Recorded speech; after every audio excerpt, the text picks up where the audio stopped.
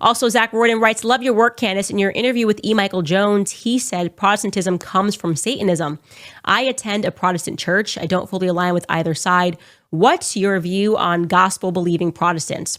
So obviously, you guys know I can't judge because I was a Protestant not too long ago. And what I would say is I very much accept now on the other side of this thing that the more that you study history, you move very quickly away from Protestantism because you start to notice that it has always been hijacked as a political movement. And I hope that in watching this podcast series, as we cover a lot of these topics, that you'll start to realize how exactly Protestantism was hijacked for political sake.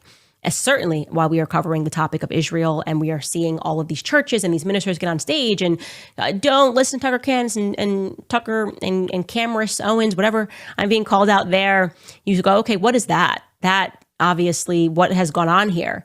And then there's like some common sense questions that I think like came online for me where I was just like, okay, there's so many different Protestant divisions. Clearly they can't all be correct, right? They can't all be correct. And it just seems to be splitting further and further and further. And the more something becomes divided, I would say the more evil it becomes, right? We should be aspiring to holiness, holy, things that are whole. So there's a lot there. Regarding E. Michael Jones, that sit down that we had talking about pornography, we are going to drop that onto Spotify on Friday. It's a very important conversation that we've had. E. Michael Jones. Oh, we already uploaded it. Sorry, I'm late. Was that last Friday? It is on Spotify already. If you go to last Friday's episode, E. Michael Jones is on the ADL's list. So I like him immediately because of that. I feel like we actually should be using that list maybe almost as a guide to people that we should be listening to at this point, since the ADL is just known to